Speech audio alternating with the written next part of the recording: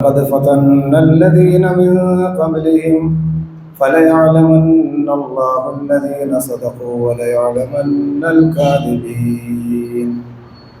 صدق الله العظيم. സത്യവിശ്വാസികളായ സഹോദരന്മാരെ, സഹോദരികളെ, സർവാധിനാഥനായ റബ്ബിന്റെ കൽപ്പനകളും നിരോധനങ്ങളും കഴിവതും ഒരു ജീവിതത്തിലും പാലിച്ച് തഖ്വ നിറഞ്ഞ വിശുദ്ധ ജീവിതം നയിക്കണം എന്ന് പതിവ് പോലെ ഇന്നും ആദ്യമായി ഞാൻ എന്നോടും ശേഷം നിങ്ങൾ ഓരോരുത്തരോടും അതർഹിക്കുന്ന ഗൗരവത്തിൽ വസിയത്ത് ചെയ്യുകയാണ്. സർവാധിനാഥനായ റബ്ബ് അവനെ മാത്രം ആരാധിച്ചും അനുസരിച്ചും വിധേയപ്പെട്ടും മുത്തഖികളായി ജീവിക്കാനുള്ള മഹാസൗഭാഗ്യം നൽകി നമ്മളെല്ലാവരെയും അനുഗ്രഹിക്കുമാറാവട്ടെ. ഇസ്ലാമിക ജീവിതത്തിൽ അതിപ്രധാനമായ മൂല്യങ്ങളിലൊന്നാണ് സത്യസന്ധത എന്ന് പറയുന്നത്. ഏറ്റവും ഉദാത്തമായ മൂല്യങ്ങളിലൊന്നാണ് അത് എന്ന് വേണമെങ്കിൽ നമുക്കൊന്ന് പറയാം. നമ്മളെപ്പോഴും സത്യസന്ധരായിരിക്കുക. ജീവിതത്തിലുടനീളം നമ്മുടെ കർമ്മങ്ങളിൽ, നമ്മുടെ വാക്കുകളിൽ, നമ്മുടെ ഇടപാടുകളിൽ എല്ലാറ്റിലും റബ്ബിൻ്റെ മുന്നിൽ സത്യസന്ധരായി മനുഷ്യരായി ജീവിക്കാൻ കഴിയുക എന്നതാണത്. അതത്ര എളുപ്പം നടക്കുന്ന കാര്യമാണോ എന്ന് എനിക്കറിയില്ല. എന്നാൽ എളുപ്പം നടക്കുന്നതാണ്. നമ്മളൊന്ന് ശ്രമിച്ചാലും ശ്രദ്ധിച്ചാലും നടക്കും.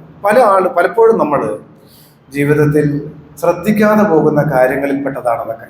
എങ്ങനെയെങ്കിലുമൊക്കെ ജീവിച്ചാൽ മതി എന്നാണ് പലരുടെയും ചിന്ത. നിസ്കാരമൊക്കെ ഉണ്ടല്ലോ, അപ്പം അതുകൊണ്ട് കാര്യങ്ങളൊക്കെ ശരിയായിക്കൊള്ളും എന്ന് വിചാരിക്കുന്നവരുണ്ട്. സത്യത്തിൽ നാളെ പരലോക നാളിലെ ഹിസാബ് ഇത്തരം പല കാര്യങ്ങളുമായി ബന്ധപ്പെട്ടാണ് അടിസ്ഥാനപരമായി നിലകൊള്ളുന്നത് എന്ന് നമ്മൾ മനസ്സിലാക്കേണ്ടതുണ്ട്. ഞാൻ നേരത്തെ ഓതി വെച്ച വിശുദ്ധ ഖുർആനിലെ ആയത്ത് നമുക്ക് പരിചിതമായ ആയത്താണ്. അവിടെ ഒരു ചോദ്യം നമ്മളോട് ചോദിക്കുകയാണ് പടച്ചവൻ ഖുർആൻ.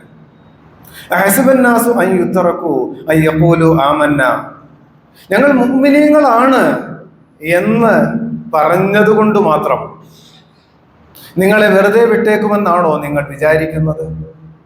മുഅ്മിനാണ് എന്ന് നാവ് കൊണ്ട് പറഞ്ഞു, അല്ലെ ബാഹ്യമായി എന്തൊക്കെ കാട്ടിക്കൂട്ടിയത് കൊണ്ട് മാത്രം നിങ്ങളെ വിട്ടുകളയുമെന്നാണോ മനുഷ്യരെ നിങ്ങൾ വിചാരിക്കുന്നത്? വഹും ലാ യുഫ്തനൂൻ, പരീക്ഷണങ്ങൾക്ക് വിധേയമാക്കപ്പെടാതെ. നല്ല പരീക്ഷണങ്ങൾക്ക് വിധേയമാക്കപ്പെടും. എന്നിട്ട് പറയുന്നു വലഖദ് ഫതന്നല്ലദീന മിൻ ഖബ്ലിഹിം, അവർക്ക് മുമ്പ് കടന്നുപോയ, അല്ലെ നമുക്ക് മുമ്പ് കടന്നുപോയ ജനവിഭാഗങ്ങൾക്കും ഈ പരീക്ഷണങ്ങളൊക്കെ അവർക്കും ഉണ്ടായിട്ടുണ്ട്. എന്തിനാണ് അവരെ പരീക്ഷിച്ചത്? ഫലയഅലമന്നല്ലാഹുല്ലദീന സദഖു, സത്യസന്ധരാരൊക്കെയാണെന്ന് തിരിച്ചറിയാൻ വേണ്ടിയാണത്. ഫലയഅലമന്നൽ കാദിബീൻ, കള്ളന്മാരാരാണെന്നും അള്ളാഹുവിന് തിരിച്ചറിയണം. വെറുതെ പറഞ്ഞാൽ പോരാ, പറഞ്ഞ കാര്യം സത്യമാകണം എന്നാണ്. സത്യസന്ധതയാണ് മനുഷ്യനെ എല്ലാ നന്മകളിലേക്കും കൊണ്ടെത്തിക്കുന്നത് എന്ന് ഹദീസിൽ നമുക്ക് വായിച്ചെടുക്കാൻ സാധിക്കും. റസൂലുള്ളാഹി സ്വല്ലല്ലാഹു അലൈഹി വസല്ലം ഒരിക്കൽ സഹബാക്കളോട് സംസാരിക്കുക. അവിടുന്ന് പറഞ്ഞു, ഇന്ന സിദ്ഖ യഹ്ദി ഇലൽ ബിർ, തീർച്ചയായിട്ടും സത്യസന്ധതയാണ് മനുഷ്യനെ പുണ്യങ്ങളിൽ എത്തിക്കുക. പുണ്യകരമായ നന്മ നിറഞ്ഞ ജീവിതത്തിൽ, പടച്ചവൻ ഇഷ്ടപ്പെട്ട ജീവിതത്തിലേക്ക് ഒരാളെ എത്തിക്കുന്നത് അയാളുടെ സത്യസന്ധതയാണ്. വഇന്നൽ ബിർറ യഹ്ദി ഇലൽ ജന്ന, അവസാനം ആ നന്മകൾ അയാളെ സ്വർഗത്തിലെത്തിക്കുകയും ചെയ്യും. അപ്പോൾ ഒരു മനുഷ്യനെ സ്വർഗത്തിലെത്തിക്കുന്ന അടിസ്ഥാനപരമായ ഘടകം എന്ന് പറയുന്നത്, മൂല്യം എന്ന് പറയുന്നത് സത്യസന്ധതയാണ് എന്നാണ്. എന്നിട്ട് തുറന്ന് നബി സല്ലല്ലാഹു അലൈഹി വസല്ലം പറഞ്ഞു, വഇന്ന റജുല ലാ യസ്തുഖു ഹത്താ യകൂന സിദ്ദീഖൻ, ഒരു മനുഷ്യൻ ഇങ്ങനെ സത്യസന്ധനായി ജീവിക്കും, ഒടുവിൽ അയാൾ പടച്ചറപ്പിന്റെ അടുക്കൽ സത്യസന്ധൻ എന്ന് അയാൾ രേഖപ്പെടുത്തപ്പെടുകയും ചെയ്യും. ഏറ്റവും വലിയ അംഗീകാരമാണ് ഒരാൾ റബ്ബിന്റെ അടുക്കൽ എത്തുമ്പോൾ. നേരെ തിരിച്ച് ചില മനുഷ്യരുണ്ട് കേട്ടോ, പുറമെ പറയുന്നതൊക്കെ ഉണ്ടാവുള്ളൂ, ബാഹ്യമായ അഭിനയങ്ങളെ ഉണ്ടാവുള്ളൂ, ഉള്ളിലൊന്നും ഉണ്ടാവില്ല. അത് നമുക്ക് വഴിയെ പറയുമ്പോൾ നമുക്ക് മനസ്സിലാവും ഈ സംഭവം എന്താണെന്ന്. അവരെ കുറിച്ച് പറയുന്നുണ്ട്, അയാൾ ഇങ്ങനെ കാപട്യങ്ങളും കള്ളത്തരങ്ങളും കാണിച്ചുകൊണ്ടേയിരിക്കും. ആളുകൾക്കൊന്നും തിരിയില്ല ഇത്. കള്ളത്തരങ്ങൾ ഇങ്ങനെ ജീവിതത്തിലുടനീളം കാണിച്ചുകൊണ്ടേയിരിക്കും.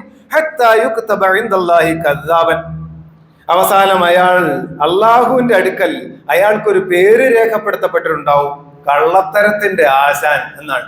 ഇതായിട്ടാണ് അവൻ പരലോകത്തേക്ക് വരിക. അവന്റെ പേരിൽ അങ്ങനെയാണ് രേഖപ്പെടുത്തപ്പെടുക, ഇവൻ കദ്ദാബാണ്, കള്ളത്തരത്തിന്റെ ആശാനായിരുന്നു ഇവനെന്നാ. അള്ളാഹു തആല കാത്ത് രക്ഷിക്കുമാറാവട്ടെ. വളരെ അതിഗുരുതരമായ ഗൗരവതരമായ സംഗതിയാണത്. അപ്പൊ ജീവിതത്തിൽ സത്യസന്ധരായ മനുഷ്യരാവുക എന്നത് വളരെ പ്രധാനപ്പെട്ട കാര്യമാണ്. നമുക്കറിയാമല്ലോ, ഈ സത്യസന്ധരായ ആളുകൾ, അവരെ കുറിച്ച് അവരുടെ സ്ഥാനം റബ്ബിന്റെ അടുക്കൽ, സുബ്ഹാനല്ലാഹ്, അവരുടെ സ്ഥാനം അള്ളാഹുവിന്റെ അടുക്കൽ പ്രവാചകന്മാരോട് ചേർന്നിട്ടാ.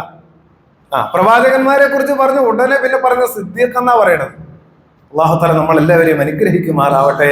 വലിയ ആഗ്രഹങ്ങളും മോഹങ്ങളും ആണല്ലോ അതൊക്കെ. നാളെ പരലോക നാളിൽ റബ്ബിന്റെ അടുക്കല്ലേ പ്രവാചകന്മാരോട് ചേർന്ന് നിൽക്കാൻ കഴിയുക വലിയ അനുഗ്രഹമാണ്. അങ്ങനെ പറഞ്ഞ ആയത്തിൽ അള്ളാഹുവിനെയും അള്ളാഹുവിന്റെ ദൂതനെയും പിൻപറ്റുന്ന മനുഷ്യരുണ്ട്, അനുസരിക്കുന്ന ആളുകളുണ്ട്. കണ്ടോ, അവരാരുടെ കൂടെയാ? അള്ളാഹു അനുഗ്രഹം ചെയ്തവരുടെ കൂടെയാണ് നാളെ അവർ വരാൻ പോകുന്നതെന്നാ. ഇനി ആരാ അള്ളാഹ് അനുഗ്രഹം ചെയ്ത ആളുകൾ? അവരാരൊക്കെയാണ്? മിനൻ നബിയീൻ, നബിമാരാണ് അവർ. രണ്ടാമത്തെ ഈ പറഞ്ഞ സത്യസന്ധരാണ്. ഇതാണ് ദുനിയാവിൽ കിട്ടാവുന്ന ഏറ്റവും വലിയ നിഅമത്തെന്നേ. ഇതിനേക്കാൾ വലിയ നിഅമത്തിന് കിട്ടാനില്ല. ബാക്കി എല്ലാ നിഅമത്തുകളും നിഅമത്തായി മാറുന്നത് ഈ അംഗീകാരവും കൂടി കിട്ടുമ്പോഴാണ്. ഇതാണ് നമുക്ക് അള്ളാഹു ചെയ്തു തരുന്ന ഏറ്റവും വലിയ നിഅമത്ത്. അള്ളാഹു പറയാണ്, മഅല്ലദീന അൻഅംത അലൈഹിം, റബ്ബ് അനുഗ്രഹം ചെയ്ത, നിഅമത്ത് ചെയ്ത ആളുകൾ, അവരുടെ കൂടെയാണ് ഇവർ വരിക, മുഅ്മിനീങ്ങൾ വരിക എന്ന് പറഞ്ഞു. എന്നിട്ട് പറഞ്ഞുതരാം അവരാരൊക്കെയാണ്? നബിമാരാണ്, സിദ്ദീഖുകളാണ്, പിന്നെ ശുഹദാ, സാലിഹ് എന്ന് പറയുന്നത് അത്ര പ്രധാനപ്പെട്ട, ജീവിതത്തിൽ എപ്പോഴും നമ്മൾ ശ്രദ്ധിക്കേണ്ടുന്ന ഒരു കാര്യമാണ്. അല്ലെങ്കിൽ നമ്മൾ നമ്മളോട് തന്നെയും നിരന്തരം ചോദിക്കേണ്ടുന്ന ചോദ്യമാണ്, ഞാൻ സത്യസന്ധനായ ഒരു മനുഷ്യനാണോ? സകല കാര്യങ്ങളിലും കേട്ടോ, എൻ്റെ വ്യക്തി ജീവിതത്തിൽ, എൻ്റെ കുടുംബ ജീവിതത്തിൽ, സാമൂഹ്യ ബന്ധങ്ങളിൽ, എൻ്റെ വാക്കുകളിൽ, എൻ്റെ കർമ്മങ്ങളിൽ ഒക്കെ ഞാൻ സത്യസന്ധനായ മനുഷ്യനാണോ എന്നതാണ്. ഈമാനിന്റെ കാര്യത്തിൽ സത്യസന്ധരാകണം എന്നുണ്ടല്ലോ നമ്മുടെ സൂറത്തുൽ ബഖറയിൽ നമുക്കറിയാം.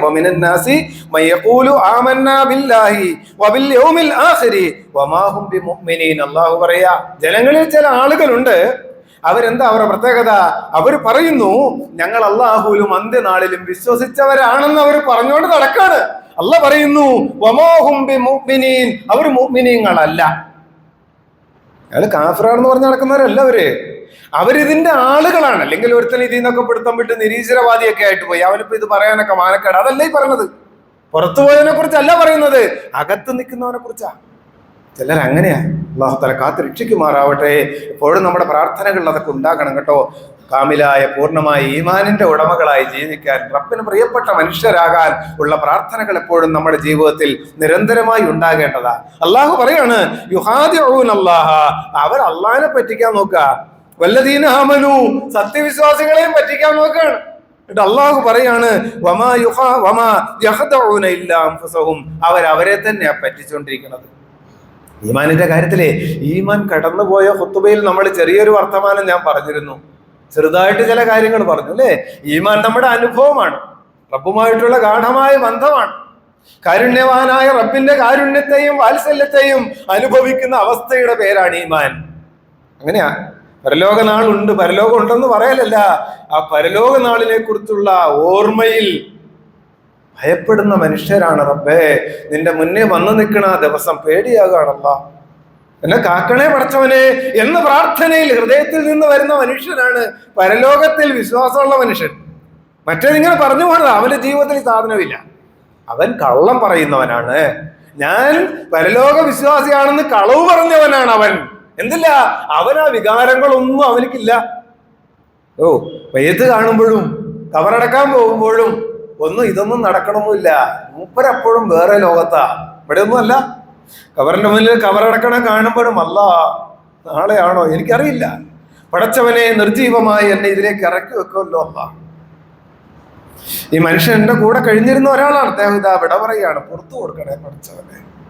ഹൃദയം നിറയാ, കണ്ണ് നിറയാണ്. ഇതിന്റെ പേരാ ഈമാൻ. ആ കണ്ണ് നിറയുന്ന അനുഭവത്തിന്റെ പേരും കൂടിയാണ് ഈമാൻ. ആ വികാരമാണ് ഹൃദയത്തിൽ എപ്പോഴും ഇങ്ങനെ നിറഞ്ഞു നിൽക്കുന്ന മനോഹരമായ, പറഞ്ഞറിയിക്കാനാവാത്ത, അസാധ്യകരമായ ആ വികാരമാണ് ഈമാൻ. അതുണ്ടാകണം. അതാണല്ലോ പുറത്തേക്ക് വരേണ്ട കാര്യം. അപ്പൊ ഈമാനിന്റെ കാര്യത്തിൽ കളവ് പറയാൻ പാടില്ല. നമ്മളെപ്പോഴും പരിശോധിക്കണം, എൻ്റെ ഈമാൻ എങ്ങനെയാ നിൽക്കുന്നത്. അത് വെറും ഒരു വർത്തമാനമാണോ? അതെന്റെ അനുഭവത്തിലൊക്കെ വരുന്നുണ്ടോ? മലക്കുകളിൽ വിശ്വാസമുണ്ടെന്ന് പറഞ്ഞാൽ പോരല്ലോ, അവരെ ഞാൻ അനുഭവിക്കുന്നുണ്ടോ? അങ്ങനെയൊക്കെ ഉണ്ട് കുറെ കാര്യങ്ങൾ. അത് മറ്റൊരു കാര്യം. അങ്ങനെ പറയാ, ഈമാനിന്റെ കാര്യത്തിൽ സത്യസന്ധരായ മനുഷ്യരാവട്ടെ നമുക്ക്. അതാണ് സത്യസന്ധത. അത് വെറുതെ പുറമെ പറയുന്നതല്ല, ഉള്ളിന്റെ ഉള്ളിൽ അങ്ങനെ തന്നെയാണ്. അങ്ങനെ തന്നെയാണ്. അത് വെറും വർത്തമാനമല്ല. ഷഹാദത്ത് കലിമ സത്യസന്ധമാകണ്ടേ. അഷ്ഹദു അല്ലാ ഇലാഹ ഇല്ലല്ലാഹ് വഅഷ്ഹദു അന്ന മുഹമ്മദൻ റസൂലുള്ളാഹ്. കലിമത്ത് ഷഹാദ പറയുന്നുണ്ട്. സത്യസന്ധമായിട്ടാണോ അത്? അല്ലാഹു അല്ലാതെ എനിക്ക് വേറൊരു ഇലാഹും ഇല്ല. എന്റെ റബ്ബുമായിട്ട് മാത്രമേ എനിക്ക് ബന്ധമുള്ളൂ എന്നാ. വേറെ ഇലാഹൊന്നും എനിക്ക് വേറെ ആരുമില്ല കേട്ടോ. വഅഷ്ഹദു അന്ന മുഹമ്മദൻ റസൂലുള്ളാഹ്. മുഹമ്മദിനെ അള്ളാഹുവിന്റെ റസൂലായി ഞാനിതാ അങ്ങേറ്റ സംതൃപ്തിയോടെ ഞാൻ സ്വീകരിക്കുകയാണ്. ഇത് പൂർണ്ണമായ ബോധ്യത്തോടെയാണ്. ഷഹാദത്ത് കലിമ മറ്റൊരു വിഷയമായി തന്നെ പറയേണ്ട കാര്യമാണ്. അപ്പൊ അത് വെറുതെ പറയേണ്ട ഒരു വാക്കല്ല, വെറും വാക്കല്ല അത്. തഹിയ്യാത്തിൽ നമ്മളിത് പറയുന്നില്ലേ? പറയുമ്പോൾ എന്ത് വിചാരത്തിലാണ് നമ്മളിത് പറയുന്നത്? റബ്ബിന്റെ മുന്നിലിരുന്ന് അല്ലാഹുവിനെ സാക്ഷ്യപ്പെടുത്തി നമ്മൾ ഈ വർത്തമാനം പറയുകയാണ് നിരന്തരമായി. ഇങ്ങനെ ഓരോ കാര്യങ്ങളിലും പറയുന്നത് വെറും വാക്കാകാൻ പാടില്ല. അത് സത്യസന്ധമായി ഹൃദയത്തിന്റെ ഉള്ളിന്റെ ഉള്ളിൽ നിന്ന് വരേണ്ടുന്ന വർത്തമാനമാണത്. ചില ആളുകൾ പറയും അള്ളാഹുവിനുള്ള ഭയത്തെക്കുറിച്ച് പറയും, റജായിനെ കുറിച്ച് പറയും, അല്ലെ? അഅ്മാലുൽ ഖുലൂബ് എന്നാ പറയാ. ഹൃദയത്തിന്റെ പ്രവർത്തനങ്ങൾ സത്യസന്ധമായിരിക്കണം. അത് ഹൃദയത്തിൽ നടക്കേണ്ട കാര്യമാണ്. അത് പുറത്ത് പറഞ്ഞുകൊണ്ട് നടക്കേണ്ട കാര്യം പോലും ഇല്ല. അതെപ്പോഴും അള്ളാഹിനെ ഭയപ്പെടും, അള്ളാഹുവിനെ ഭയമുണ്ട് എന്ന് പറയലല്ലോ അള്ളാഹുവിനുള്ള ഹൗഫ്. പിന്നെന്താ? അത് ശരിക്കും സംഭവിക്കല. ഓരോ സന്ദർഭങ്ങളിലും എൻ്റെ റബ്ബിന്റെ സാമീപ്യം ഞാൻ അനുഭവിക്കുന്ന അവസ്ഥയാണ്. പടച്ചവനെ, ഞാൻ നിന്റെ അടുക്കലേക്ക് വരുമ്പോ എൻ്റെ അവസ്ഥ എന്തായിരിക്കും? ജീവിതത്തിൽ ഒരുപാട് ഹക്കുകൾ നിർവഹിക്കാൻ കഴിയാതെ പോയ മനുഷ്യനാണ് ഞാൻ. വേവലാതിയിലാണ് അയാള്. ഇതാണ് അള്ളാഹുവിനുള്ള ഭയം. പ്രതീക്ഷയിലുമാണ്. എൻ്റെ റബ്ബ് അങ്ങേറ്റം വാത്സല്യനിധിയാണ്, കാരുണ്യവാനാണ്. എനിക്ക് നിന്നോടല്ലാതെ ആരോടാണല്ല ഞാൻ ഇതൊക്കെ പറയാ? ഇങ്ങനെ ഈ അർത്ഥത്തിൽ ആ വൈകാരികതയിലാണ് മനുഷ്യൻ. ഇതിന്റെ പേരാണ് ഖൗഫും റജ എന്നൊക്കെ പറയുന്നത്. ഇതൊക്കെ ഒരു കേവലമുള്ള പദപ്രയോഗങ്ങളല്ല. ഇതൊക്കെ ചേരുന്നിടത്താണ് സത്യസന്ധനായ ഒരു മുഅ്മിൻ രൂപപ്പെട്ടു വരിക. ബാക്കിയൊക്കെ കെട്ടുകാഴ്ചകളാണ്, ഭാഗ്യമായ കുറെ കാട്ടിക്കൂട്ടലുകളാ. അതൊന്നും റബ്ബിന്റെ അടുക്കൽ സ്വീകരിക്കപ്പെട്ടു കൊള്ളണം എന്ന് നിർബന്ധമില്ല.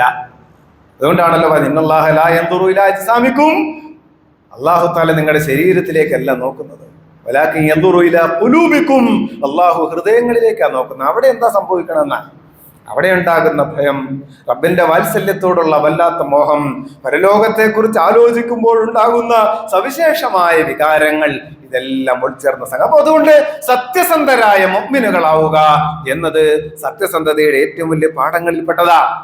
ഇബാദത്തുകളിൽ സത്യസന്ധരാകണം. നമുക്ക് ഇബാദത്തുകൾ സത്യസന്ധരാകുക എന്ന് പറയുമ്പോൾ നിസ്കരിക്കുന്നുണ്ട്, നോമ്പ് പിടിക്കുന്നുണ്ട്, ഇതെല്ലാം സംഭവിച്ചുകൊണ്ടിരിക്കുന്നുണ്ട്.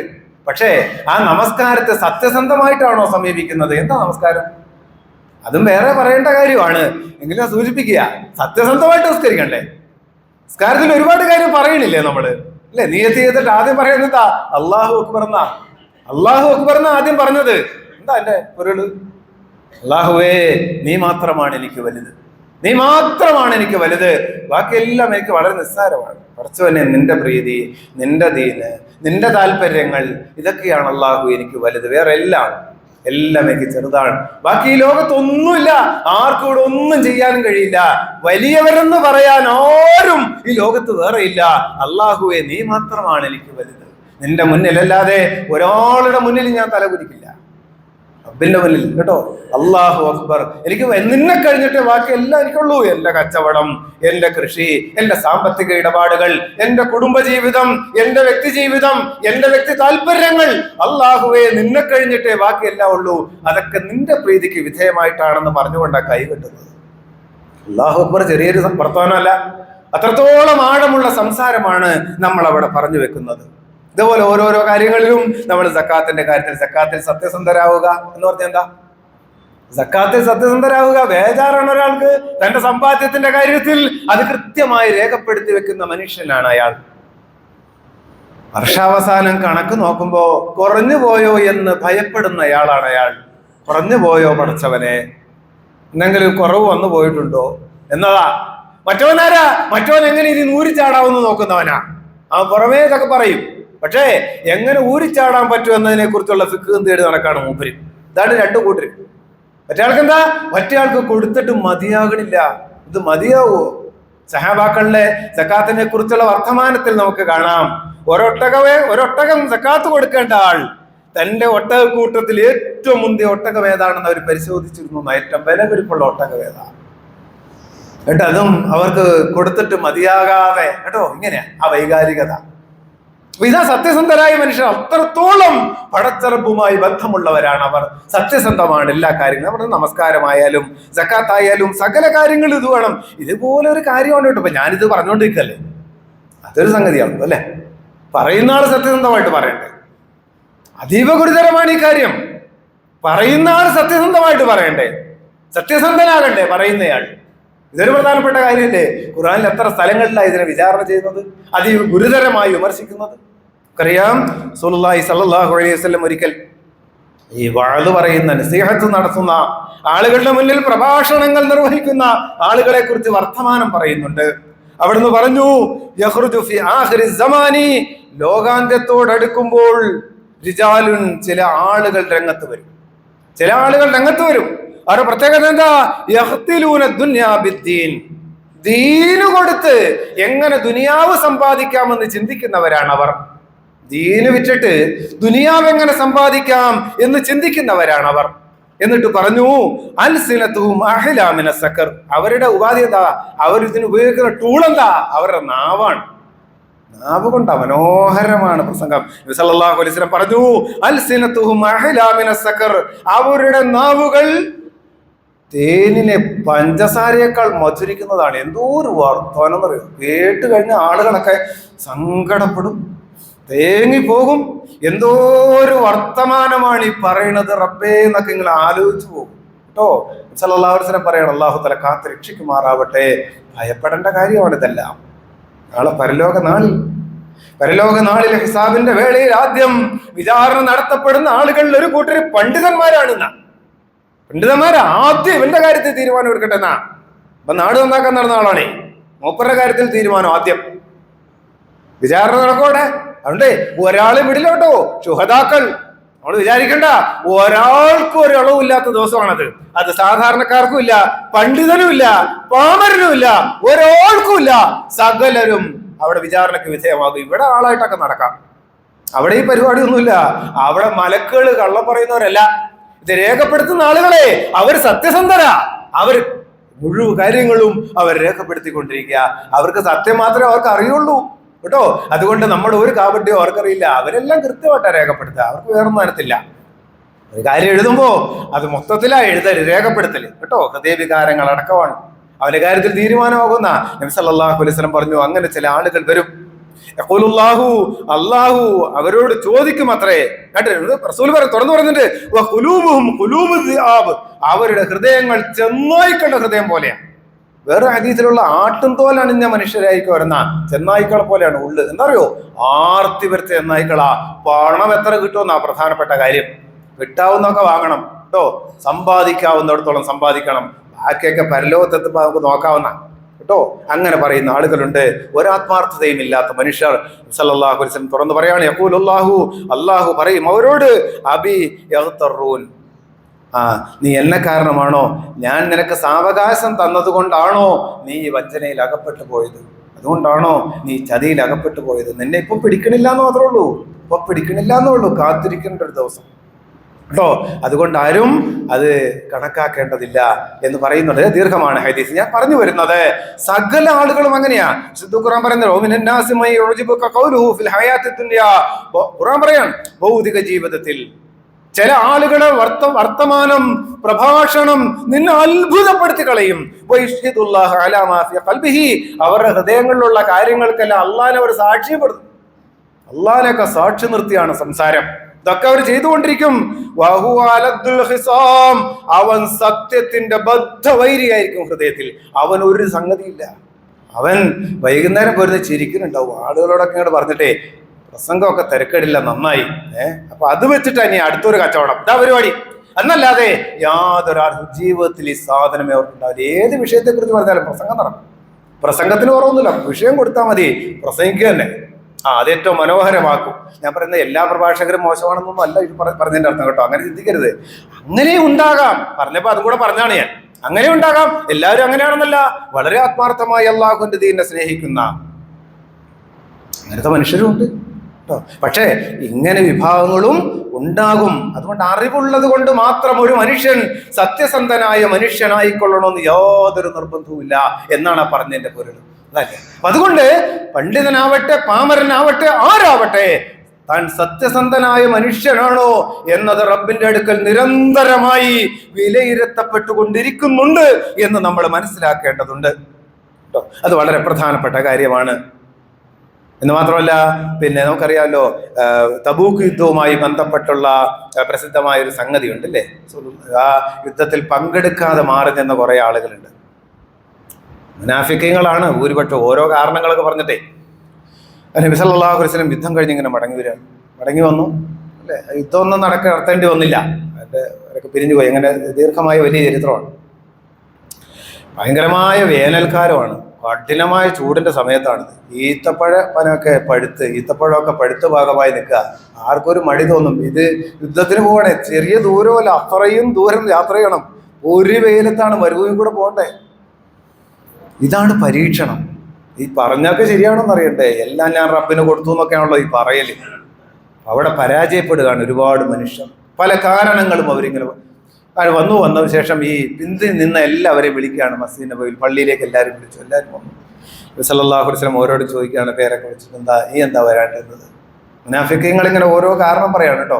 ഉള്ളിൽ ഈമാനൊന്നും ഇല്ലാത്ത അങ്ങനെ ഉണ്ടല്ലോ ചില, അവരിങ്ങനെ ഓരോ കാരണം പറയാണ്. അത് വേറൊന്നും കൊണ്ടല്ല, ഓരോ കാരണങ്ങളാണ്. ഒരാൾക്ക് വയറ് വേന, പുറം വേന, വീട്ടിൽ അങ്ങനെ, വീട്ടിൽ ഇങ്ങനെ ഓരോ കാര്യങ്ങളൊക്കെ പറയുമല്ലോ. ഇങ്ങനെ പറയാൻ ശരിയാക്കി പോക്കും.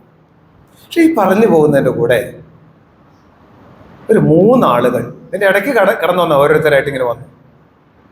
അങ്ങനെ വന്ന ആളുകള് 3 പേര്, അവര് സത്യസന്ധരായ മുഅ്മിനീങ്ങളാണ്. നമ്മളെ ചരിത്രമൊക്കെ ഞാൻ അതിലേക്ക് പോകുന്നില്ല, അതിന്റെ വിശദാംശങ്ങളിലേക്ക് പോകുന്നില്ല. അവർ വന്ന് പറഞ്ഞു, അല്ലാഹുവിന്റെ റസൂലേ, കാരണങ്ങളൊന്നും സത്യത്തിൽ ഉണ്ടായിരുന്നില്ല ഞങ്ങൾക്ക്. ഞങ്ങളുടെ മടി നാളെ പോകാം, കുറച്ച് കഴിയട്ടെ എന്നൊക്കെ മാറ്റിവെച്ചാണ് റസൂലേ, പാപം ചെയ്തു പോയി, ഞങ്ങൾക്ക് വേണ്ടി മാപ്പിറക്കണം. നബി പറഞ്ഞു, നീ ഇവിടെ മാറി നിൽക്ക് കേട്ടോ. സത്യം പറഞ്ഞവനെ മാറ്റി നിർത്തി, നീ ഇവിടെ നിൽക്ക്. ബാക്കി എല്ലാവരും പോയി, അവർ പുറത്ത് വെച്ച് ചിരിയും കളിയും സന്തോഷമായി, അവന്റെ കാര്യമൊക്കെ ഓക്കെയാ. ഇവരോടെ മാറി നിൽക്കാൻ പറയണത്, നിങ്ങൾ 3 ആൾ മാറി നിൽക്കും. അവസാനം അവരുടെ കാര്യത്തിൽ ഒരു തീരുമാനം എടുക്കണം. യുദ്ധത്തിൽ നിന്ന് പിന്തി നിന്നവരാണ്. ഇവർക്ക് വേണേൽ കള്ളം പറഞ്ഞാൽ രക്ഷപ്പെടാമായിരുന്നു കേട്ടോ. മുനാഫിക്കീങ്ങൾ പിന്നെ പറയുന്നുണ്ട്, ഞങ്ങളെപ്പോലെ നിങ്ങൾക്ക് എന്തെങ്കിലും പറഞ്ഞുകൂടായിരുന്നോ? ഇവർക്കറിയോ അവരുടെ അവസ്ഥ എന്താണ്? സുബ്ഹാനല്ലാഹ്. എല്ലാവരും പുറത്താക്കി. പിന്നീട് നടപടി ഉണ്ടാകും വരെ ഇങ്ങോട്ട് വരണ്ടെന്നാ എല്ലാം വിലക്കി അവരുടെ കാര്യത്തിൽ. ഇനി ആരുമായിട്ട് ഇവർക്ക് ബന്ധമൊന്നും പാടില്ല. അങ്ങനെ കുറെ ദീർഘമാണ് സംഗതി. അങ്ങനെ ഇതെല്ലാം കഴിഞ്ഞു, ദിവസങ്ങൾ കടന്നു പോവാണ്. ഇത്തരം ദിവസവും റസൂലിന്റെ കൂടെ നിഴല് പോലെ ഉണ്ടായിരുന്നവർ 3 പേരാണ്. അത്രമാത്രം അല്ലാഹുവിന്റെ ദീനിന്റെ മാർഗത്തിൽ സ്വയം സമർപ്പിച്ച മനുഷ്യരാണ്. ഇന്ന് അവർക്ക് ആരുമായിട്ടും ബന്ധമില്ല, പള്ളിയിൽ പ്രവേശനമില്ല, ജമാഅത്തിൽ പങ്കെടുക്കാൻ പറ്റില്ല, ഭാര്യയും മക്കളും വരെ മാറി നിൽക്കാണ്. വീട് ഒഴിവാക്കി അവരും പോയി. അല്ലാഹുവിന്റെ റസൂൽ പറഞ്ഞിട്ടുണ്ട്, ബന്ധങ്ങളൊന്നും ഇനിയില്ല. വല്ലാത്ത പരീക്ഷണത്തിന്റെ ദിവസങ്ങളിലൂടെ കടന്നു പോകണം. അതിൽപ്പെട്ട ഒരാളാണ് കഅബ് ബിൻ മാലിക് റളിയല്ലാഹു അൻഹു. ഞാൻ ആ സത്യസന്ധതയെ കുറിച്ച് പറയാൻ വേണ്ടി ഞാനൊന്ന് പറഞ്ഞതാ. അങ്ങനെ കുറച്ച് ദിവസങ്ങൾ കഴിഞ്ഞു, ദിവസങ്ങൾ കടന്നുപോയി. അവസാനം അള്ളാഹുവിന്റെ വിശുദ്ധ ഖുർആൻ ആയത്ത് അവതരിച്ചവരുടെ പശ്ചാത്താപം സ്വീകരിച്ചതായി ഇത് അറിയിക്കാൻ വേണ്ടി സഹാബാക്കൾ ഓടിപ്പോകുന്നുണ്ട്. കാരണം അവരും ഭയങ്കര വേദനയല്ല, ഞങ്ങൾ അത്ര പ്രിയപ്പെട്ട കൂട്ടുകാരാണ് അവര്. മാറ്റി നിർത്താൻ അവർക്ക് സഹിക്കാൻ അവർക്ക് പറ്റണില്ല. ആയത്ത് അവതരിച്ച ഒരു ഓടുകയാണ്, ഒരടുക്കലേക്ക് ഓടിപ്പോവാണ്, ഈ വാർത്ത അറിയിക്കാൻ വേണ്ടി പോവാണ്. വാർത്ത കേട്ടു, സുബ്ഹാനല്ലാഹ്. അങ്ങനെ ഇവര് നബി സല്ലല്ലാഹു അലൈഹി വസല്ലം അടുക്കലേക്ക് വരികയാണ്. അങ്ങനെ ഇവരെ തൗബ സ്വീകരിച്ചു. അതൊക്കെ ദീർഘമായ കഥ, അതിലേക്ക് പോകുന്നില്ല. തൗബ അങ്ങനെ സ്വീകരിച്ചു.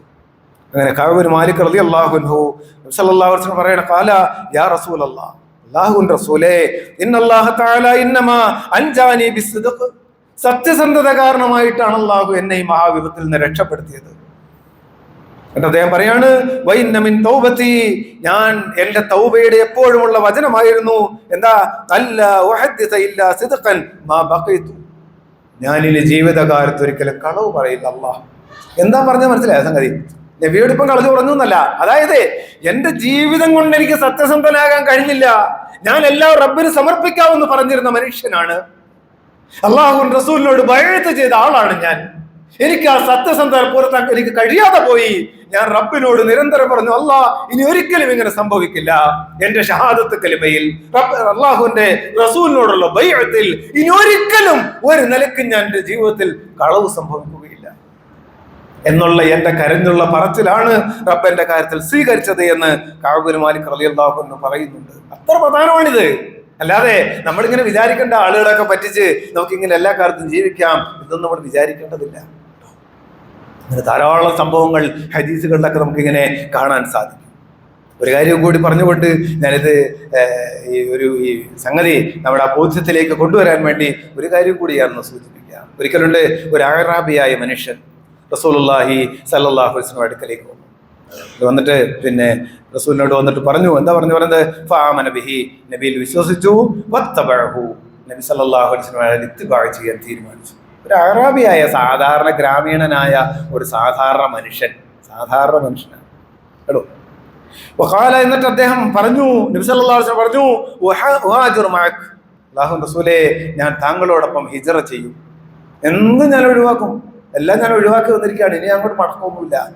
ഉഹാജിറു മഅക്, താങ്കളോടൊപ്പം അല്ലാഹുവിന്റെ റസൂലേ ഞാൻ എല്ലാം ഒഴിവാക്കി വന്ന ഒരാളാണ് എന്ന് മാത്രമല്ല, അപ്പോ ഫൗസാബിഹി നബി സല്ലല്ലാഹു അലൈഹി വസല്ലം ബഅദ അസ്ഹാബിഹി, സല്ലല്ലാഹു അലൈഹി വസല്ലം അങ്ങനെ എല്ലാം ഒഴിവാക്കി വന്ന ഒരാളാണ്. ദീനിലേക്ക് വന്നു, റസൂലുള്ളാഹി സല്ലല്ലാഹു അലൈഹി വസല്ലം അടുക്കലേക്ക് വന്നു. അപ്പോൾ സഹാബാക്കൾ ചില ആളുകൾ ചുമതലപ്പെടുത്തി, മൂപ്പറുടെ കാര്യം, അദ്ദേഹത്തിന്റെ കാര്യം നോക്കണം കേട്ടോ, നമ്മുടെ കൂടെ അല്ലേ, എങ്ങനെയാ അദ്ദേഹത്തിന്റെ കാര്യം ഒന്ന് സംരക്ഷിക്കണം, നോക്കണം. അപ്പോൾ ചില ആളുകൾ ചുമതലപ്പെടുത്തി. അങ്ങനെയുള്ള ഒരാളെ വന്നു കഴിഞ്ഞാൽ ഫലമ്മാ കാനത്ത് ഗസ്വത്തുൻ, അങ്ങനെ ഇരിക്കെ ഒരു യുദ്ധം ഉണ്ടായി. ഗനിമ റസൂലുള്ളാഹി സ്വല്ലല്ലാഹു അലൈഹി വസല്ലം ഫീഹാ അശിയ, ആ യുദ്ധത്തിൽ ധാരാളം യുദ്ധമുതലുകളൊക്കെ ലഭിച്ചു. ഫഖസമ വഖസമ ലഹു ഫഅത അസ്ഹാബഹു മാ ഖസമ ലഹു വകാന യർആ ദഹ്റഹു. അപ്പോൾ നബി സല്ലല്ലാഹു അലൈഹി വസല്ലം എല്ലാവർക്കും ഇത് ഓഹരി വെക്കുകയാണ്. അദ്ദേഹം അവിടെയുണ്ട്, അദ്ദേഹം ഉണ്ടല്ലോ ആ സംഘത്തിലുണ്ട്, അദ്ദേഹത്തിനും അതിൻ്റെ ഒരു വീതം ഓഹരി വെച്ചു. പക്ഷെ അദ്ദേഹം അപ്പോൾ അവിടെ ഉണ്ടായിരുന്നില്ല. മൂപ്പരപ്പോ ഈ റസൂലുള്ളാഹി സ്വല്ലല്ലാഹു അലൈഹി വസല്ലം സഹാബാക്കളിലേക്ക് അവരുടെ ഒട്ടകങ്ങളെയും കുതിരകളെയും ഒക്കെ മേയ്ക്കാൻ വേണ്ടി മൂപ്പര് പുറത്തു പോയിരിക്കുന്ന സമയമാണത്. ഫലമ്മാ ജാഅ ദുഫിഉ ഇലൈഹി, അദ്ദേഹം വന്നപ്പോൾ സഹാബാക്കൾ എന്ത് ചെയ്തു, അദ്ദേഹത്തിനുള്ള മുതൽ അദ്ദേഹത്തിന് ഇങ്ങനെ ഏൽപ്പിക്കുകയാണ്. അപ്പൊ കാല, അദ്ദേഹം ചോദിച്ചു, മാ ഹാദ, ഇതെന്താ സാധനം, ഇതെന്താണെന്ന് ചോദിച്ചു. ഖാലു, അവർ പറഞ്ഞു, ഖസ്മുൻ ഖസമഹു ലക റസൂലുള്ളാഹി സ്വല്ലല്ലാഹു അലൈഹി വസല്ലം, റസൂലുള്ളാഹി സ്വല്ലല്ലാഹു അലൈഹി വസല്ലം നിനക്ക് വേണ്ടി മാറ്റിവെച്ച ഒരു ഓഹരിയാണിത് എന്ന് പറഞ്ഞു. ഫഅഖദഹു, അങ്ങനെ അദ്ദേഹം അത് എടുത്തു. ഫജാഅ ബിഹി നബി സല്ലല്ലാഹു അലൈഹി വസല്ലം, അങ്ങനെ അദ്ദേഹം നബി സല്ലല്ലാഹു അലൈഹി വസല്ലം അടുക്കലേക്ക് പോയി. ഫഖാല, അദ്ദേഹം ചോദിച്ചു. ആ ചോദ്യം ഇച്ചിരി കഠിനമായ ചോദ്യമാണ് കേട്ടോ. അറാബികളാണ് അവര്, ബദവികളാണ്. സുബ്ഹാനല്ലാഹ്. യാ മുഹമ്മദ്, അങ്ങനെ അവർ അഭിസംബോധന ചെയ്യുക പൊതുവെ. നേരത്തെ അത് വരെ അപ്പൊ ആയിക്കോളൂ, അദ്ദേഹം വിളിക്കുകയാണ്, യാ മുഹമ്മദ് മാ ഹാദ, ഇതെന്താ സാധനം എന്ന് ചോദിച്ചു. ഖാല സല്ലല്ലാഹു അലൈഹി വസല്ലം പറഞ്ഞു, ഖസംതുഹു ലക്, ഞാൻ നിനക്ക് വേണ്ടി ഓഹരി ചെയ്ത ഓഹരിയാണെന്ന് പറഞ്ഞു. ഖാല മാ അലാ ഹാദ ഇത്തബഅതു, റസൂലേ, താങ്കളെ ഞാൻ പിന്തുടർന്നത് ഈ പണം ആഗ്രഹിച്ചുകൊണ്ടല്ല, ഇതൊന്നും എനിക്ക് വേണ്ട റസൂലേ, ഇനി ഞാനിത് ആഗ്രഹിച്ചുകൊണ്ടല്ല. വലാകിന്നി ഇത്തബഅതുക അലാ അൻ ഉർമിയ ഹാഹുനാ വഅശാറ ഇലാ ഹൽഖിഹി ബിസഹ്മിൻ ഫഅമൂത്. അദ്ദേഹം പറഞ്ഞു, പിന്നെ എന്തിനാ വന്നോന്നറിയോ റസൂലേ, താങ്കളോടൊപ്പം പോരാട്ട ഭൂമിയിൽ എപ്പോഴും എനിക്കുണ്ടാകണം, ശത്രുക്കളോട് എനിക്ക് ഏറ്റുമുട്ടണം. എൻ്റെ ആഗ്രഹം എന്താ അറിയോ, എൻ്റെ കഴുത്തിലേതാ ഇവിടെ ഇങ്ങനെ കാണിച്ചു കൊടുക്കണം, ഇങ്ങനെ കാണിച്ചു കൊടുത്ത് പറഞ്ഞു, എൻ്റെ കഴുത്തിലേതാ ഇവിടെ അമ്പേറ്റ് എനിക്ക് മരിക്കണം, അള്ളാഹുവിൻ്റെ ദീനിന്റെ മാർഗത്തിലേക്ക് ഷഹാദത്ത് വരിക്കണം, ഇത് മാത്രം എനിക്ക് ആഗ്രഹമുള്ള റസൂലേ, ഇതൊന്നും എനിക്ക് വേണ്ട എന്ന് അദ്ദേഹം പറയാം. എന്നിട്ട് അദ്ദേഹം പറഞ്ഞു, ഊദഖലൽ ജന്ന, അങ്ങനെ എനിക്ക് സ്വർഗത്തിൽ കിടക്കണം, ഇത്ര മാത്രം എൻ്റെ ആഗ്രഹത്തിലുള്ളൂ എന്ന് പറയാം. ഫഖാല, നബി സല്ലല്ലാഹു അലൈഹി വസല്ലം പറഞ്ഞു, ഇൻ തസ്ദഖില്ലാഹ യസ്ദഖുക, നീ പറഞ്ഞ സത്യമാണെങ്കിൽ അള്ളാഹു നിന്റെ സത്യത്തെ പൂർത്തീകരിച്ച് തരട്ടെ എന്ന് നബി സല്ലല്ലാഹു അലൈഹി വസല്ലം ദുആ ചെയ്തു. അങ്ങനെ കുറെ കഴിഞ്ഞു. യുദ്ധത്തിൽ അദ്ദേഹം പങ്കെടുക്കുന്നുണ്ട്. എന്നിട്ട് ഒരു സമയത്ത് അദ്ദേഹത്തെ കൊണ്ടുവരുന്നുണ്ട്. ഒരാളെ, ഒരു മൃതദേഹം, ഒരു ജനാസയും വഹിച്ചുകൊണ്ട് സഹാബാക്കൾ നബി സല്ലല്ലാഹു അലൈഹി വസല്ലം വരികയാണ്.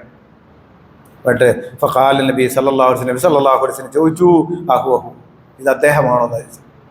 അപ്പൊ അദ്ദേഹത്തിന്റെ പ്രത്യേകത എന്താ? ഹദീസിൽ നമുക്ക് കാണാം, കഴുത്തിൽ അദ്ദേഹത്തിന്റെ അതേ ഭാഗത്ത് തന്നെ അമ്പ് തറച്ചാണ് അദ്ദേഹം മരണപ്പെട്ടിരിക്കുന്നത്.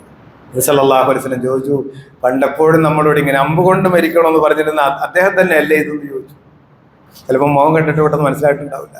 സഹാബാക്കൾ പറഞ്ഞു, അതേ അല്ലാഹുവിന്റെ റസൂലേ, അദ്ദേഹം തന്നെയാണ്. നബി സല്ലല്ലാഹു അലൈഹി വസല്ലം പറഞ്ഞു, ഖാല സദഖല്ലാഹ ഫസദഖഹു, അദ്ദേഹം അല്ലാഹുവിനോട് സത്യസന്ധമായ സത്യം പറഞ്ഞു, ആ സത്യം അല്ലാഹു തആല പൂർത്തിയാക്കുകയും ചെയ്തു. വകഫനഹു നബി സല്ലല്ലാഹു അലൈഹി വസല്ലം ഫീ ജുബ്ബത്തിൻ, നബി സല്ലല്ലാഹു അലൈഹി വസല്ലം അദ്ദേഹത്തെ റസൂലിന്റെ ജുബ്ബയിൽ എന്ന് തന്നെയാണ് അദ്ദേഹത്തെ, അല്ലെങ്കിൽ ഒരു ജുബ്ബയിൽ അദ്ദേഹത്തിനെ കഫൻ ചെയ്തു. പിന്നീട് അദ്ദേഹത്തെ കൊണ്ടുവരപ്പെട്ടു. നബി സല്ലല്ലാഹു അലൈഹി വസല്ലം അദ്ദേഹത്തിനോട് നമസ്കരിച്ചു. എന്നിട്ട് ബാക്കിയാണ് പ്രധാനപ്പെട്ട കാര്യം.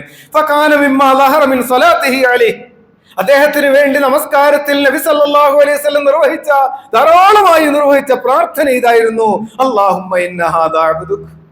അല്ലാഹുവിന്റെ റസൂൽ കണ്ണ് നിറഞ്ഞു ദുആ ചെയ്യാണ് നമസ്കാരത്തിൽ. എന്താ പറയണത്?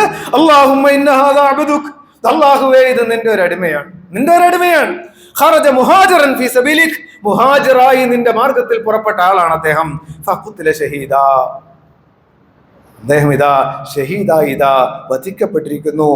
എന്നിട്ട് നബി സല്ലല്ലാഹു അലൈഹി വസല്ലം പറഞ്ഞുകൊണ്ടേയിരുന്നു, അന ഷഹീദുൻ അലൈഹി, അല്ലാഹ് ഞാൻ സാക്ഷിയാണ് പടച്ചവനെ ആ കാര്യത്തിൽ, ഞാൻ സാക്ഷിയാണ്, അല്ലാഹ് ഇത് രക്തസാക്ഷിയാണ്, രക്തസാക്ഷിയാണ്, ഞാൻ സാക്ഷിയാണ് എന്ന് നബി സല്ലല്ലാഹു അലൈഹി വസല്ലം പറഞ്ഞുകൊണ്ടേയിരുന്നു എന്ന് സഹാബാക്കൾ പറയുന്നുണ്ട്. സത്യസന്ധത ഇതാണ്.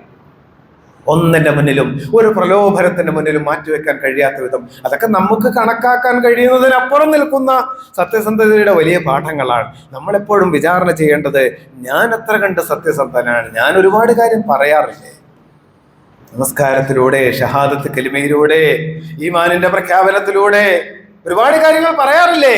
ഇതെല്ലാം അങ്ങനെ തന്നെയാണോ സംഭവിക്കുന്നത്? നോമ്പുകാരനാണെന്ന് പറയുമ്പോൾ ശരിയായ നോമ്പുകാരൻ തന്നെയാണോ?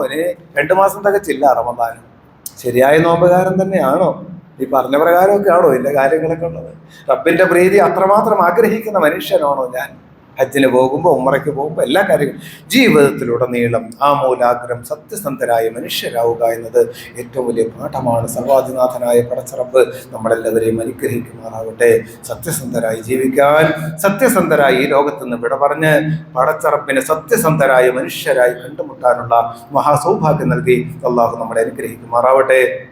وأقول قولي هذا أستغفر الله العظيم لي ولكم وأستغفره عني وعنكم وعن جميع المسلمين والمؤمنين أجمعين واستغفروه إنه هو الغفور الرحيم.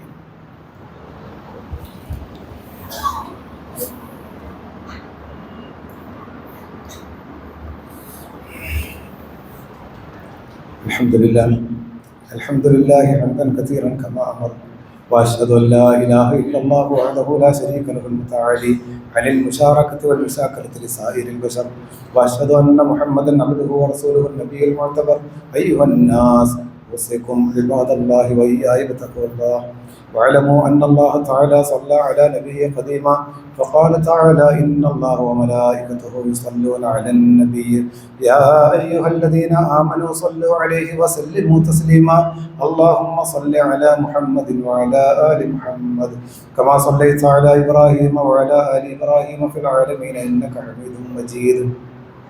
اللهم ارض عن الأربعة الخلفاء الراشدين المهديين، عن أبي بكر الصديق وعمر الفاروق وعثمان ذي النورين وعلي المرتضى، وعن بقية الصحابة والقرابة كلهم أجمعين، وعن التابعين وتابع التابعين وتابعهم بإحسان إلى يوم الدين.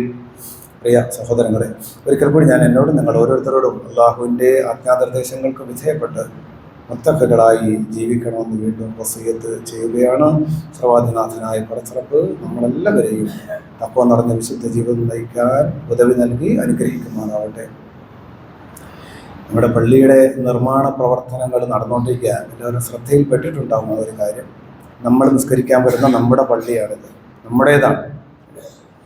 അപ്പോൾ അതിൻ്റെ പരിപാലനം മുഅ്മിനീങ്ങൾ അല്ലാഹു തആല ഏൽപ്പിച്ച ഉത്തരവാദിത്വമാണ്. ഏറ്റവും മനോഹരമായിരിക്കണം അത്. നമ്മുടെ വീടുകൾ നമ്മൾ മനോഹരമാക്കി വെക്കും അല്ലേ? എന്തെല്ലാം സംവിധാനങ്ങളാണ് അവിടെ നമ്മൾ ഒരുക്കുന്നത്. സാധ്യമാകുന്ന സൗകര്യങ്ങളൊക്കെ നമ്മൾ നമ്മുടെ വീട്ടിൽ ഒരുക്കും. വില കൂടിയ ടൈല് പതിക്കും, മുറ്റമൊക്കെ നല്ല കട്ടാക്കി ഉരിച്ചൊന്ന് വൃത്തിയാക്കും, സാധ്യമാകുന്ന സൗകര്യങ്ങളൊക്കെ ഏർപ്പെടുത്തും. അല്ലാഹു അനുവദിച്ചിടത്തോളം അതൊക്കെ ആകാവുന്നതാണ്, വിരോധമൊന്നുമില്ല. അള്ളാഹുവിൻ്റെ ഭവനങ്ങളും ഏറ്റവും മനോഹരമായി തന്നെ പരിപാലിക്കപ്പെടേണ്ട ഇടങ്ങളാണ്. ഒരു നാട്ടിലെ ഇസ്ലാമിക സമൂഹത്തിൻ്റെ, വിശ്വാസി സമൂഹത്തിൻ്റെ അവരുടെ സാമ്പത്തികമായ വളർച്ചയുടെയും വികാസവും ഒക്കെ അവിടെയും കാണേണ്ടതുണ്ട്. അങ്ങനെ തന്നെയാണ് ഓരോ ഘട്ടങ്ങളിലും ഇസ്ലാമിക ചരിത്രത്തിൽ മസ്ജിദ് നബവി, മസ്ജിദുൽ ഹറാമും ഒക്കെ ഇങ്ങനെ വളർന്ന് ഇങ്ങനെ വരുന്ന നമുക്ക് കാണാം. അങ്ങനെ തന്നെയാണ് രീതി. അതും മനോഹരമായിരിക്കണം. അവിടെയും സൗകര്യങ്ങളും സംവിധാനങ്ങളൊക്കെ അവിടെ ഉണ്ടാകണം. അതുകൊണ്ട് അത് നമ്മുടെ തന്നെയാണ്, എൻ്റെ തന്നെ വീടാണിത് എന്ന അർത്ഥത്തിലും ഉത്തരവാദിത്വത്തിലും ഇതിൻ്റെ പ്രവർത്തനങ്ങളിൽ പങ്കാളികളാകണമെന്ന് സവിശേഷമായി ഞാനൊന്ന് സൂചിപ്പിക്കുകയാണ്. അത് കൊടുക്കാൻ പറ്റുന്ന സമയത്തേ കൊടുക്കാൻ പറ്റുള്ളല്ലോ. ഇതെല്ലാം കഴിഞ്ഞിട്ട് ഇനി എന്തെങ്കിലും കൊടുക്കാമെന്ന് വെച്ചിട്ട് അങ്ങനെയല്ല. ഇപ്പോൾ നമുക്കതിൽ ഏതെങ്കിലും രൂപത്തിൽ പങ്കാളികളാകണം. ഇവിടെ സോളാറുമായി ബന്ധപ്പെട്ട് അല്ലെങ്കിൽ ഇതുമായി ബന്ധപ്പെട്ട് മനോഹരമായി പുറമേ നിന്നൊക്കെ ഒരാൾ വന്നാൽ നമ്മുടെ ഇസ്സത്തൊന്ന് എടുത്തു കാണിക്കുന്ന, അത് ഇസ്ലാമിക സമൂഹത്തിൽ മാത്രമല്ല കേട്ടോ. നമ്മൾ സാധാരണ അങ്ങനെ പറയാറില്ലേ, ചില ഇടങ്ങളിലൊക്കെ പോകുമ്പോൾ അവരുടെ സ്ഥാപനങ്ങളൊക്കെ ഒന്ന് കാണാറുണ്ട്, പറയാറില്ലേ. ചില സ്ഥലങ്ങളിലൊക്കെ പോകുമ്പോൾ, ചില മതക്കാരൊക്കെ പോകുമ്പോൾ നമ്മൾ പറയാറില്ലേ, അവിടെ സ്ഥാപനങ്ങളൊക്കെ ഭയങ്കര സംഭവമാണ് കേട്ടോ, എന്തോ ഒരു വൃത്തിയാണ്, എന്തോ ഒരു വെടിപ്പാണ്, എന്തോ ഒരു മനോഹാരിതയാണ്. ഇവിടെ വരുമ്പോൾ അവരും പറയണം, അവർ ഇസ്സത്തുള്ള മനുഷ്യരാണ്, അവരത്രമാത്രം ആ ദീനിനെ, മതത്തോട് അവർ അത്രത്തോളം കമ്മിറ്റഡായ മനുഷ്യരാണ് എന്നൊക്കെ പറയണം. ഞാൻ പറയുന്നത് ആ നിലയ്ക്ക് റബ്ബിൻ്റെ അടുക്കലും അത് അംഗീകരിക്കപ്പെടണം, ആ നിലയ്ക്കാണ്. അതുകൊണ്ട് നമ്മൾ ആ കാര്യത്തിൽ എല്ലാവരും സാധ്യമാകുന്നതിൻ്റെ പരമാവധി എത്രയാണോ, എൻ്റെ സ്വന്തം വീടാണ്, എൻ്റെ വീട്ടിലൊരു കാര്യം ചെയ്യണം, ആ നിലയിലേക്ക് നമ്മൾ കാണണം. വരാനിരിക്കുന്ന അടുത്ത ആഴ്ച അള്ളാഹു അനുഗ്രഹിച്ചാൽ അതിനുവേണ്ടി പ്രത്യേക കളക്ഷനൊക്കെ നടക്കുന്നത്. കളക്ഷനൊക്കെ കാത്തിരിക്കൊന്നും വേണ്ട കേട്ടോ. കാത്തിരിക്കുമ്പോൾ ചിലപ്പോൾ സാധ്യമാകുന്നവരൊക്കെ ചെയ്യുക. അള്ളാഹു നമ്മളെല്ലാവരെയും അനുഗ്രഹിക്കുമാറാവട്ടെ. റബ്ബ് എല്ലാ നിലയിലും അവന് ഇഷ്ടപ്പെട്ട, അവൻ്റെ പ്രിയപ്പെട്ട അടിമകളായി മാറാനുള്ള സൗഭാഗ്യം നൽകി അള്ളാഹു നമ്മളെ അനുഗ്രഹിക്കുമാറാവട്ടെ. അള്ളാഹുവേ, ഞങ്ങളുടെ ജീവിതത്തിൽ വന്നു പോകുന്ന തെറ്റുകളും കുറ്റങ്ങളും ഒക്കെയും പുറത്ത് മാപ്പാക്കി തന്നെ ഞങ്ങളെ അനുഗ്രഹിക്കണേ. പഠിച്ചവനെ, അള്ളാഹുവേ, സന്തോഷവും സമാധാനവും നിറഞ്ഞ സലാമത്തായ ജീവിതം ദുനിയാവിലും ആഖിറത്തിലും ഞങ്ങൾക്ക് നീ പ്രദാനം ചെയ്യണേ. തമ്പുരാനെ, അള്ളാഹുവേ, ആപത്തുകളിൽ നിന്ന്, അപകടങ്ങളിൽ നിന്ന്, അപകട മരണങ്ങളിൽ നിന്ന്, പെടുന്നനെയുള്ള മരണങ്ങളിൽ നിന്ന്, അവശവാർദ്ധക്യത്തിൽ നിന്ന്, മാരകങ്ങളും ഭയാനകങ്ങളുമായ രോഗങ്ങളിൽ നിന്ന്, പകർച്ചവ്യാധികളിൽ നിന്ന്, സകല പ്രയാസങ്ങളിൽ ഞങ്ങൾ നീ കാത്തുരക്ഷിക്കണേ. തമ്പുരാനെ, അള്ളാഹുവേ, ഞങ്ങൾക്ക്, ഞങ്ങളുടെ മക്കൾക്ക്, ഭാവി സന്തതി പരമ്പരകൾക്ക് ഹിദായത്ത് നൽകി നീ അനുഗ്രഹിക്കണേ. പഠിച്ചവനെ, അള്ളാഹുവേ, ഞങ്ങളുടെ മാതാപിതാക്കൾക്ക് നീ പുറത്തു കൊടുക്കണേ. തമ്പുരാനെ, അള്ളാഹുവേ, ഞങ്ങൾക്ക് നൽകുന്ന ജീവിത വിഭവങ്ങൾ, ഞങ്ങളുടെ ആയുസ്, ആരോഗ്യം, സമ്പത്ത്, സന്താനങ്ങൾ, ദീന്, ദുനിയാവ്, ഇൽമ്, ഈമാൻ, സർവ്വകാര്യങ്ങളിലും ബർക്കത്ത് നൽകി ഞങ്ങളെ നീ അനുഗ്രഹിക്കണേ. തമ്പുരാനെ, അള്ളാഹുവേ, എല്ലാ അർത്ഥത്തിലും പഠിച്ചവനെ, ഞങ്ങൾക്ക് എല്ലാവർക്കും നല്ല ഹാദ്യങ്ങളായി, മുഹ്തദീങ്ങളായി ഹിദായത്തിന്റെ വഴിയിലൂടെ സഞ്ചരിക്കാനുള്ള സൗഭാഗ്യം നൽകി ഞങ്ങളെ അനുഗ്രഹിക്കണേ. പഠിച്ചവനെ, ലോക മുസ്ലിങ്ങളെ നീ അനുഗ്രഹിക്കണേ. തമ്പുരാനെ, അല്ലാഹുമ്മ ഗ്ഫിർ ലിൽ മുഅ്മിനീന വൽ മുഅ്മിനാത്ത് വൽ മുസ്ലിമീന വൽ മുസ്ലിമാത്ത് അൽ അഹ്യാഇ മിൻഹും വൽ അംവാത്ത് ഇന്നക മുജീബുദ് ദഅവാതി യാ ഖാദിയൽ ഹാജാത്ത്. അല്ലാഹുമ്മ അഇസ്സനാ ഫലാ തുദില്ലനാ യാ റബ്ബൽ ആലമീൻ. അല്ലാഹുമ്മ അജിർനാ മിനൻ നാർ. അല്ലാഹുമ്മ അജിർനാ മിനൻ നാർ. അല്ലാഹുമ്മ من النار. اللهم لا تشغل خلقنا بالنار فلا تجعلنا من حطب النار فإنها بئس الدار وبئس المثوى وبئس القرار. ربنا اغفر لنا ولإخواننا الذين سبقونا بالإيمان ولا تجعل في قلوبنا غلا للذين آمنوا ربنا إنك رؤوف رحيم. إن الله يأمر بالعدل والإحسان وإيتاء ذي القربى وينهى عن الفحشاء والمنكر